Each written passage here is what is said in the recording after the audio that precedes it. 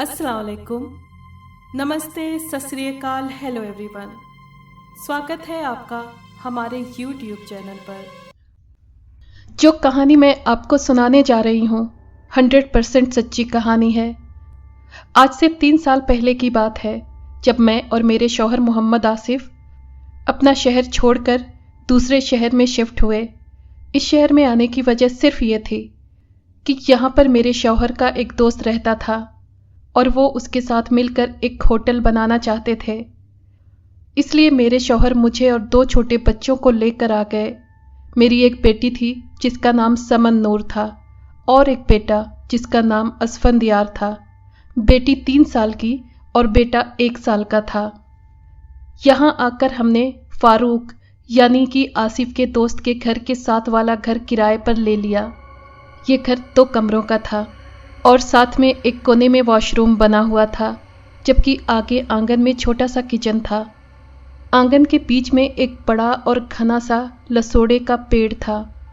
हम मियाँ बीवी दोनों ने मिलकर एक कमरा मेहमानों के लिए सेट किया ताकि आने जाने वाले मेहमान उसमें रह सकें, और दूसरा कमरा हमने अपने लिए रखा।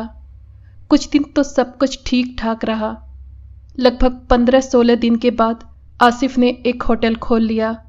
वो सुबह 7 बजे जाते और दिन को 12 बजे तक घर आ जाते थे। फिर उसके बाद रात को 8 बजे जाते। होटल पर सब नए मुलाजिम काम करते थे, इसलिए आसिफ बस चक्कर वगैरह लगाकर वापस आ जाते। मेरे शौहर ज़्यादातर खाना घर में ही खाया करते थे, क्योंकि मुझे शुरू से ही अच्छे अच्छे खाने बनाने का शौक़ था। इसलिए मैं घर के कामों और खाने वगैरह का काम अच्छे से कर लिया करती थी। हमारी शादी को 6 साल हो चुके थे। लोग हमारी मोहब्बत की मिसाल देते थे। हम दोनों ही एक दूसरे से बहुत मोहब्बत करते थे। उस दिन आसिफ होटल पर चले गए। मैंने सारा काम ख़त्म किया, बच्चों को नहलाकर कपड़े बदले और छोटे बेटे को दूध का फीडर बनाकर दिया। वो सो गया। मैंने सोचा चलो आज आसिफ की पसंद की चिकन बिरयानी बना दूं। मेरी बेटी भी मेरे साथ किचन में आ गई। मैंने बिरयानी बनानी शुरू की। जब बिरयानी बन गई तो मैंने दम पर रख दी। मेरी बेटी ने कहा, मम्मा मुझे कुकीज़ खानी हैं। मैंने कहा, जाओ बेटा, कमरे में टेबल पर मैंने रखी हैं, उठा लो। ठीक है मम्मा, वो कहती हुई किचन से निकल गई। तो मैंने मोबाइल उठाया और अपने शौहर को कॉल की और पूछा घर किस टाइम आएंगे। बस 20 मिनट सब्र करो, आ रहा हूँ। मैंने जल्दी जल्दी रायता बनाया। रायता बनाकर मैंने अभी रखा ही था कि मुझे किचन में ऐसी आवाज़ आई जैसे कोई औरत मेरे कमर के पीछे बैठी कुछ पका रही हो। मैंने घबराकर पीछे देखा, मगर वहाँ कोई नहीं था। मैंने आराम से गैस बंद किया और चूल्हे से बिरयानी उतारी। फिर वही आवाज़ टप टप टप आनी शुरू हो गई। मैंने घबराते हुए एक बार फिर देखा, मगर वहाँ कोई नहीं था। मेरा दिल डर से धड़कने लगा। अगर यहाँ कोई नहीं तो फिर आवाज़ कैसी है? अभी मैं खौफ के मारे थर थर काँप रही थी और सोच रही थी कि किस तरह किचन से बाहर जाऊं, मगर मेरे कदम जैसे जम गए थे। इतने में ऐसे मालूम हुआ जैसे 2 औरतें आपस में फुसफुसा रही हों। फिर तो न जाने कैसे मुझ में इतनी हिम्मत आई कि मैं भागकर किचन से बाहर निकली और भागते हुए सीधे अपने कमरे में गई। मेरा दिल बुरी तरह धड़क रहा था। मेरे हाथ पांव कांप रहे थे और पसीने से मेरा जिस्म तर हो चुका था। मैं इतनी डर गई थी कि मेरी बेटी ने मुझे आवाज़ दी तो मेरी चीख निकल गई। मैं तो पहले से ही डरी हुई थी, उसके अचानक आवाज़ देने पर और डर गई। इतने में बाहर गेट पर दस्तक हुई तो मुझ में इतनी हिम्मत नहीं थी कि किचन से गुजर कर जाऊं, क्योंकि किचन के साथ आगे गेट था। किचन के सामने से गुजरकर गेट तक जाना पड़ता था। दस्तक जब बार बार होने लगी तो मैं धड़कते दिल पर काबू पाते हुए गेट तक गई। गेट खोला तो सामने आसिफ खड़े थे। क्या बात है, तुम ठीक तो हो? कब से दस्तक दे रहा हूँ। वो मेरी तरफ देखते हुए फिक्र से बोले, नहीं, कोई बात नहीं। मैंने गेट बंद किया, उनके साथ साथ चलने लगी। जब वो किचन के बिल्कुल सामने गए तो रुक गए। वाह जी, बड़ी मज़ेदार खुशबू आ रही है। लगता है तुमने बिरयानी बनाई है। मैंने कोई जवाब नहीं दिया तो उन्होंने मुड़कर मेरी तरफ देखा। मैं आंखें फाड़े उनको देख रही थी। अरे क्या हुआ, ऐसे क्यों देख रही हो? क्या बात है, बताओ। तुम मुझे काफी परेशान लग रही हो। आसिफ, वो किचन में कोई है, मैंने डरते डरते कहा। कौन है किचन में? इतना कहकर वो किचन में गए तो वहां कोई नहीं था। यहां तो कोई नहीं है। आसिफ, यहां कोई औरत थी, वो रोटी बना रही थी और फिर धीरे धीरे बात भी कर रही थी। आसिफ, मुझे बहुत डर लग रहा है। मैंने आसिफ का हाथ पकड़ लिया तो वो मुस्कुराने लगे। वाह, मैं अपनी प्यारी बीवी को बहुत बहादुर समझ रहा था, मगर तुम तो डरपोक हो। एक बार फिर मुस्कुराया और कहा, यार देखो, रात होती तो फिर भी मैं मान लेता कि तुम डर गई हो। अरे दिन के 12 बजे तुम डर गई, इसीलिए कहता हूं कि आराम किया करो। तुम हर वक्त घर के कामों में लगी रहती हो। रात को भी बच्चे तुम्हें नींद लेने नहीं देते। तुम्हें आराम की ज़रूरत है। चलो खाना खाते हैं, फिर तुम आराम करना। थोड़ी देर सो जाओगी तो अपने आप को फ्रेश महसूस करोगी। मैंने कहा, असफंद कब का सो रहा है, अभी जाग जाएगा, फिर वो कब सोने देगा मुझे। अरे जाने मन, तुम बच्चों की फिक्र ना करो, मैं यहाँ मौजूद हूँ, बच्चों को देख लूँगा। मैंने मुस्कुराते हुए कहा, चलो फिर खाना खाएं। हाँ ठीक है, तुम खाना निकालो, मैं मुंह हाथ धो लूँ। वो वॉशरूम में चले गए तो मैंने किचन में जाकर खाना निकाला तो उस वक्त मुझे न कोई आवाज़ सुनाई दी और न मैं डरी, क्योंकि अपने शौहर की बातों से मुझे काफ़ी तसल्ली हुई थी। आसिफ मुंह हाथ धोकर वापस आए तो मैंने कमरे से अपनी बेटी को भी बुलाया और हम खाना खाने लगे। मौसम तो गर्मी का था, मगर किचन के आगे आंगन में जो पेड़ था उसकी ठंडी हवा सीधा किचन में आती थी, इसलिए हम अक्सर किचन में ही बैठकर खाना खा लिया करते थे। जब हम खाना खा चुके तो मेरे शौहर ने कहा, चलो अब तुम आराम करो। हम अंदर कमरे में आ गए। मैं बेड पर लेट गई, जबकि आसिफ सामने चारपाई पर बैठे समन से बातें करने लगे और मुझे पता ही नहीं चला कि कब मुझे नींद आ गई। जब मेरी आंख खुली तो शाम के 5 बज रहे थे। मैं उठकर बैठ गई। मेरे शौहर दोनों बच्चों को पास बिठाए आइसक्रीम खिला रहे थे। मेरी तरफ देखते हुए बोले, जाग गई? मैंने कहा, जी। तो बोले, तुम सो रही थी, समन आइसक्रीम मांग रही थी तो मैंने बाहर दुकान से ले दी। तुम्हारे लिए भी ले आऊं? मैंने पूछा, क्या आप भी खाएंगे? हाँ, मैं भी खाऊंगा। वो बाहर आइसक्रीम लेने गए तो मैं मुंह हाथ धोने चली गई। इस वक्त मैं काफ़ी फ्रेश हो चुकी थी। मैंने दिल में सोचा कि आसिफ सच कहते थे कि आराम न करने की वजह से तुम्हें ये सब कुछ सुनाई देता है। फिर मैंने आंगन के फर्श पर देखा तो ढेरों पत्ते गिरे हुए थे। मैंने सोचा, आसिफ अभी नहीं आए, चलो झाड़ू लगा दूं। मैंने जल्दी जल्दी झाड़ू लगाई, सारे पत्ते उठाकर कचरेदान में डाल दिए और झाड़ू एक साइड रख दी। जब मैं वापस पीछे मुड़ी तो पत्ते पहले से भी ज़्यादा फर्श पर ढेर लग चुके थे। मैंने एक बार फिर झाड़ू ली और शुरू हो गई, लेकिन तीसरी बार तो फर्श कम नज़र आ रहा था और पत्ते ज़्यादा। मैं सोचने लगी, या अल्लाह, पहले तो इतने पत्ते नहीं गिरते थे, ये आज क्या हो रहा है। इतने में आसिफ आ गए। अभी मैं खड़ी कभी पेड़ कभी फर्श पर पड़े पत्तों को देख रही थी कि आसिफ ने पूछा, क्या हुआ, क्यों ऐसे खड़ी पेड़ को घूरे जा रही हो? मैंने कहा, 2 बार झाड़ू लगाई लेकिन ये पत्ते। उन्होंने मेरी बात काटते हुए कहा, चलो चलो आइसक्रीम खा लो। मैं भी सर झटक कर उनके साथ अंदर आ गई। हमने आइसक्रीम खाई और बच्चों को लेकर बाहर आंगन में आ गए, क्योंकि शाम हो रही थी। बाहर ठंडी हवा चल रही थी। हमने पेड़ के नीचे चारपाई बिछा दी और बैठकर बातें करने लगे। आसिफ की नज़र फर्श पर पड़ी तो वो बोले, यार तुम वैसे ठीक कहती हो, बहुत पत्ते गिरते हैं। अच्छा, मैं ऐसा करता हूँ, जो डालियाँ आगे की तरफ हैं ये ज़्यादा कचरा करती हैं, इनको काट देता हूँ। उन्होंने कहा, तुम ये चारपाई एक साइड पर करो, मैं अपने दोस्त फारूक के घर से आरी ले आता हूँ। फारूक का घर बिल्कुल साथ था। वो जल्दी वापस आ गए। फिर उन्होंने एक डाल काटी और फिर जब दूसरी डाल काटनी शुरू की जो काफी बड़ी थी, आधा आंगन उससे ढका हुआ था। जो ही डाल कटी तो डाल के नीचे गिरते ही आसिफ के सफेद कॉटन के सूट पर खून के कतरे नजर आने लगे। मेरी डर के मारे चीख निकल गई। आसिफ ने घबराकर मेरी तरफ देखा तो मैं थर थर कांप रही थी। उन्होंने आरी उधर ही फेंकी और मेरे पास आए। क्या है?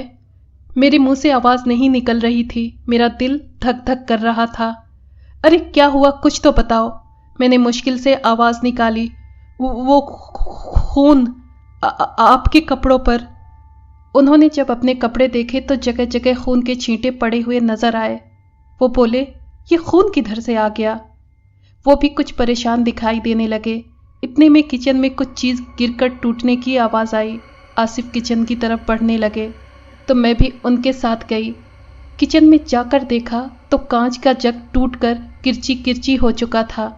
उसे देखकर तो मैंने रोना शुरू कर दिया, क्योंकि पानी वाला जग नीचे फर्श पर गैस के सिलेंडर के साथ ही मैंने रखा था।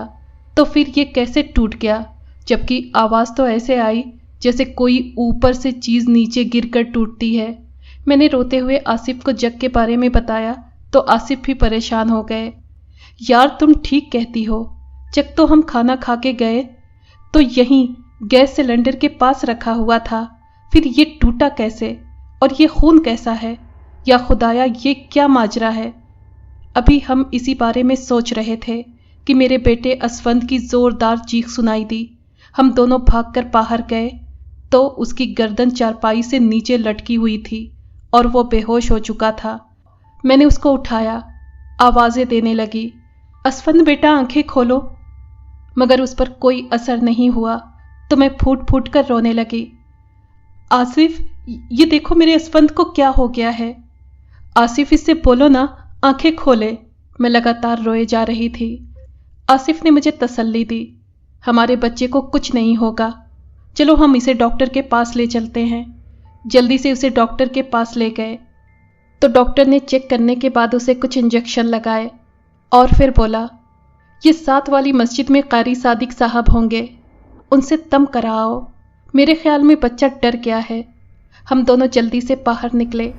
असफंद को आसिफ ने उठाया हुआ था, मैंने समन को। अभी हम मस्जिद के बाहर पहुंचे तो फारूक की कॉल आ गई। यार आसिफ, किधर हो तुम? तुम्हारे घर का तो गेट भी खुला था और दरवाजे भी खुले थे, किधर गए हो आप लोग? कम से कम दरवाजे तो बंद करते जाते। आसिफ ने कहा, यार असफंद की तबीयत खराब है, इसे लेकर आए हैं। क्या हुआ असफंद को? रात को तो मैं जब आपके घर गया तो वो बिल्कुल ठीक ठाक था, फिर अचानक क्या हो गया उसे? फिर आसिफ ने जल्दी जल्दी सारी डिटेल उसे बताई तो उसने कहा, इस वक्त कहाँ हो?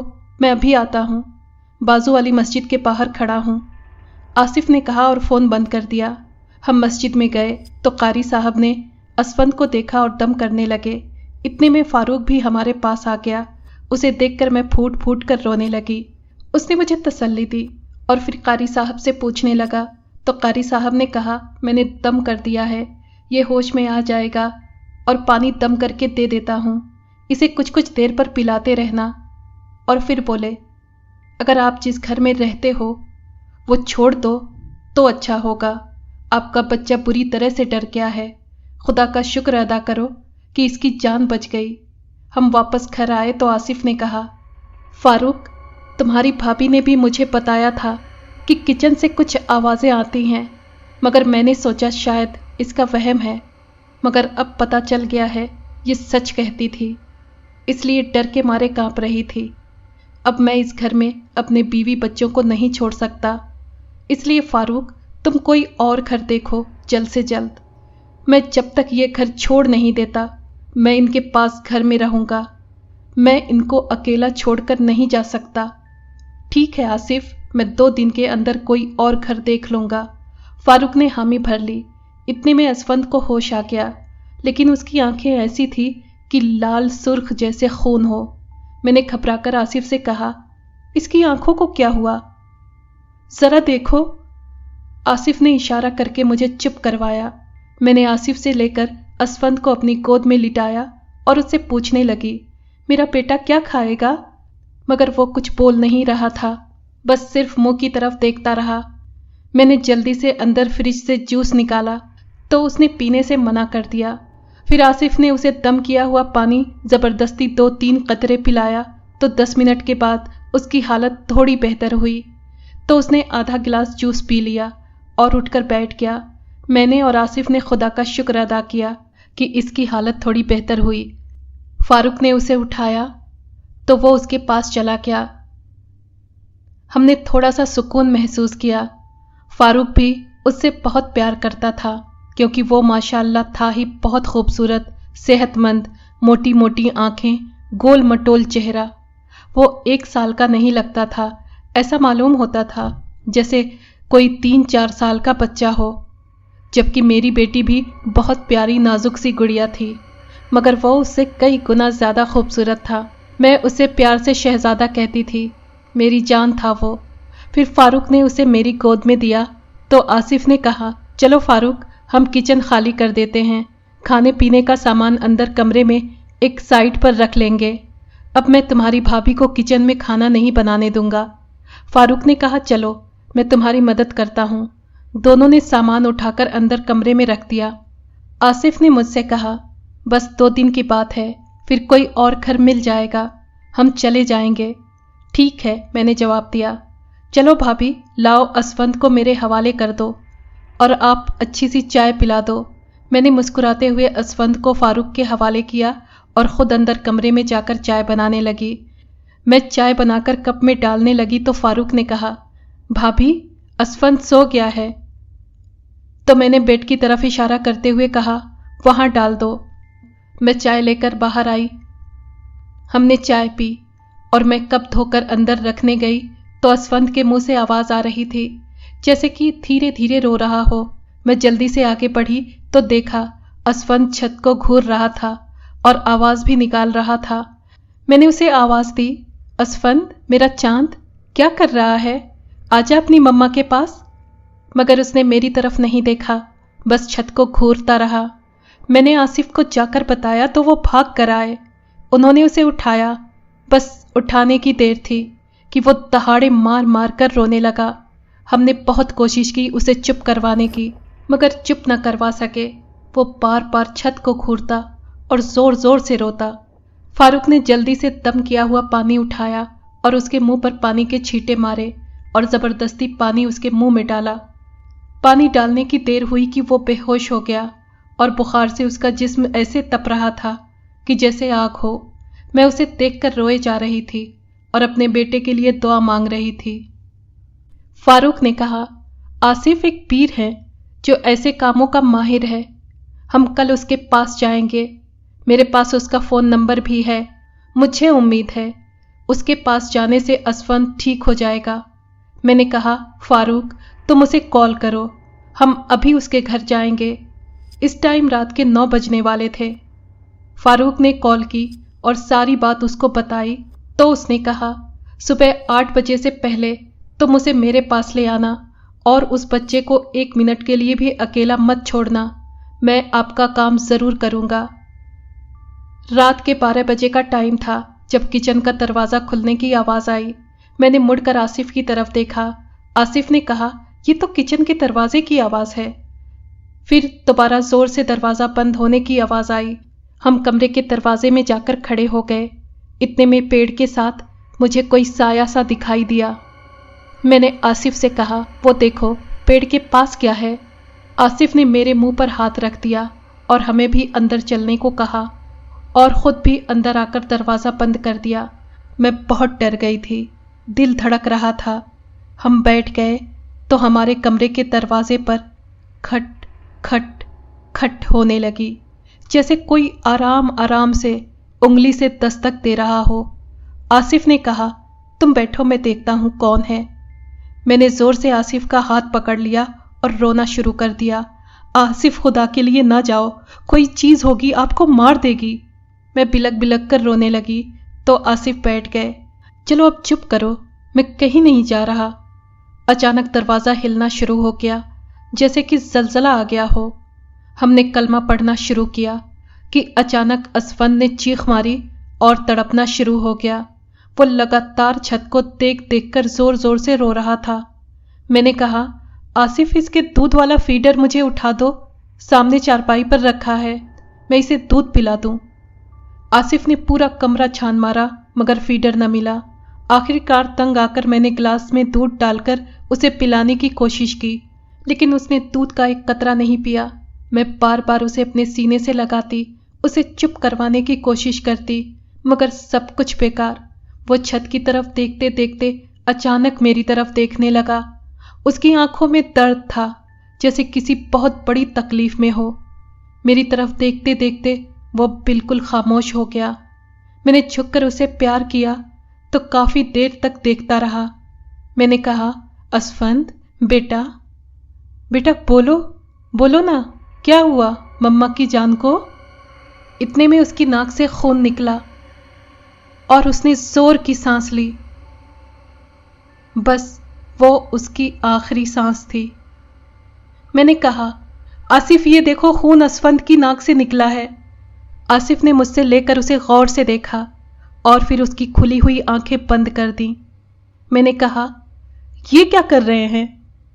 اور آصف کے منہ سے جو کچھ نکلا وہ میری برداشت سے باہر تھا۔ اسفند اب اس دنیا میں نہیں رہا۔ پھر تو مجھے ہوش نہیں رہا۔ میری چیخوں سے ساتھ والے پڑوسی بھی دوڑے آئے، فاروق کے گھر والے بھی آ گئے۔ سب مجھے چپ کروا رہے تھے، سب مجھے دیکھ دیکھ کر رو رہے تھے، مگر میں اپنے بیٹے اسفند کو آوازیں دے رہی تھی، مگر اسے کوئی پرواہ نہیں تھی۔ آج نہ وہ جوس مانگ رہا تھا اور نہ دودھ، نہ آئس کریم، وہ بالکل خاموش ہو گیا تھا، گہری نیند سو رہا تھا۔ آصف مجھے گلے لگا کر چپ کروا رہے تھے، مگر میں کسی کی سن نہیں رہی تھی۔ میں نے چارپائی سے اپنے بیٹے کو اٹھا کر اپنی گود میں رکھا۔ میں بار بار اس کے جسم کو چھو کر دیکھتی، کیا پتا میرا بیٹا بے ہوش ہو۔ محلے کی ایک عورت نے میرے سر پر ہاتھ رکھا۔ بیٹی حوصلہ رکھو، خدا کی چیز تھی، اس نے لے لی۔ اپنی بیٹی کو دیکھو، وہ تمہیں دیکھ دیکھ کر رو رہی ہے۔ میں نے دیکھا سمن میرے پاس کھڑی رو رہی تھی اور مما مما کہہ رہی تھی۔ میں نے اسے گود میں اٹھایا۔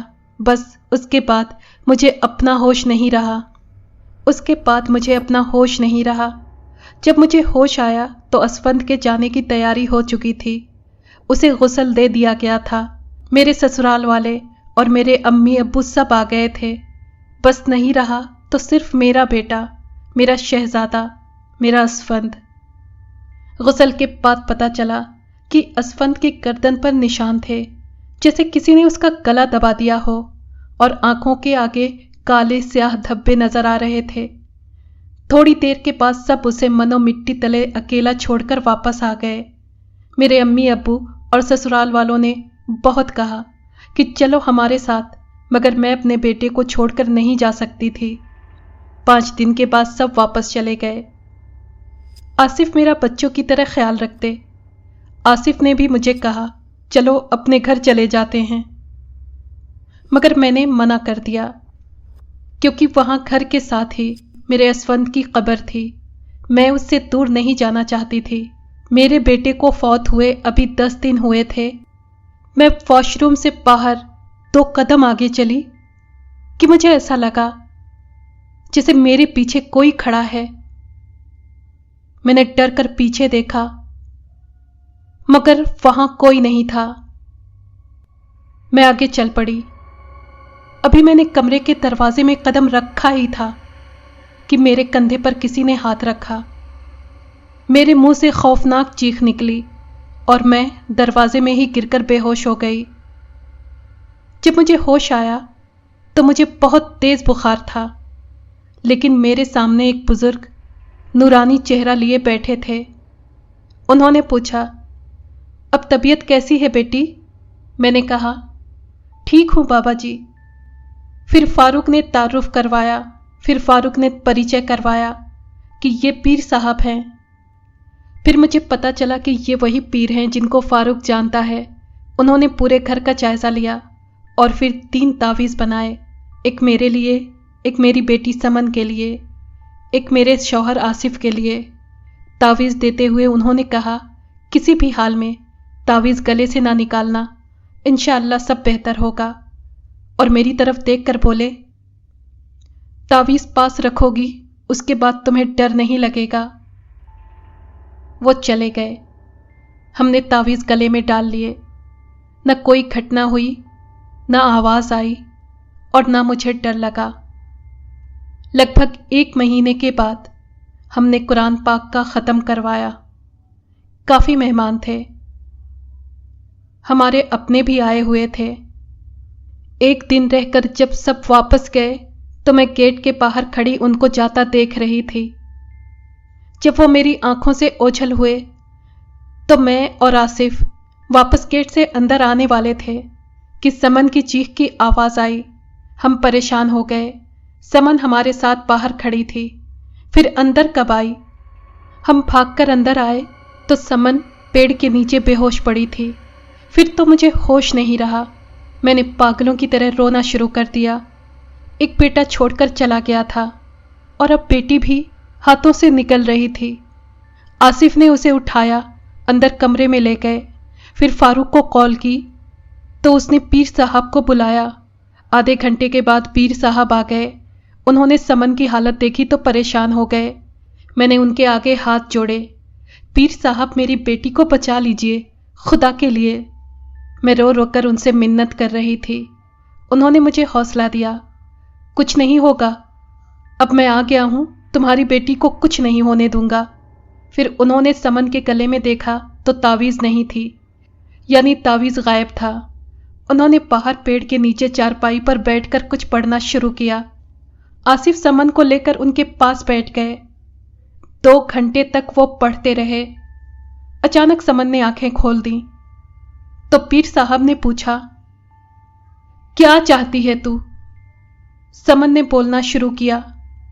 समन के अंदर से किसी और औरत की आवाज आ रही थी, मैं सबको मार दूंगी, इनको मैं जिंदा नहीं छोड़ूंगी। पीर साहब ने पूछा, क्यों ऐसा कर रही है? उसने कहा, इस किचन और इस पेड़ पर हमारा बसेरा है। फिर बोली, उसने पेड़ काटा और साथ मेरे बेटे की टांग काट दी। मेरी 2 बेटियां थीं और सिर्फ एक बेटा था, इसलिए मैंने इनके बेटे को मार दिया। अब बेटी को भी मारूंगी, फिर इन दोनों को भी जिंदा नहीं छोड़ूंगी। पीर साहब ने कहा, तुम्हारा बेटा किधर था जब उसकी टांग कटी? तो वो बोली, पेड़ के ऊपर बैठा था। तुम्हारे बेटे की उम्र क्या है? 7 साल है, अब वो चल नहीं सकता। पीर साहब ने कहा, तूने बेटे की टांग का बदला इनके बेटे को मार कर लिया है, अब ऐसा कोई काम ना करना। क्यों ना करूंगी? पीर साहब जो बात करते वो मना कर देती। उसकी बातें सुनकर डर के मारे मेरा बुरा हाल था। मेरा हलक सूख चुका था, मैं लगातार कांप रही थी। पीर साहब जब थक गए तो उन्होंने कुछ पढ़ना शुरू कर दिया। फिर जब फूंक मारी तो वो चीखने लगी, मुझे छोड़ दो, मुझे छोड़ दो। पीर साहब ने कहा, अब तुम्हें कभी नहीं छोड़ूंगा। वो पीर साहब को खुदा का वास्ता देने लगी, मैं आज के बाद कुछ नहीं करूंगी। पीर साहब ने उसे उसके बच्चों समेत अपने कब्जे में कर लिया तो समन को होश आ गया। वो उठी और कहने लगी, पापा आइसक्रीम खाऊंगी। मैंने और मेरे शौहर ने उसकी पेशानी चूमी, उसे सीने से लगाया। पीर साहब ने कहा, अब तुम आराम से रहो, तुम्हें कुछ नहीं होगा। मगर मैंने कहा, अब मैं इस घर में नहीं रहूंगी। फिर हम वो घर छोड़कर दूसरे शहर आ गए, किराए के मकान में रहे। फिर 1 साल के बाद हमने अपनी ज़मीन ली और अपना एक छोटा सा प्यारा सा घर बना लिया। फिर मुझे खुदा ने एक और बेटी दी जिसका नाम हमने ईमान रखा। पता है मेरी बेटी कैसी है? बिल्कुल मेरे बेटे असफंद की तरह, वही खूबसूरत चेहरा, वही आंखें, उसी की तरह सेहतमंद। अब भी मुझे अपने बेटे की याद आती है तो दिल खून के आंसू रोता है। फिर मैं अपनी दोनों बेटियों को सीने से लगा लेती हूँ। अगर आपको ये कहानी पसंद आई है तो प्लीज़ लाइक और शेयर करें और कमेंट बॉक्स में अपनी राय का इजहार कीजिए।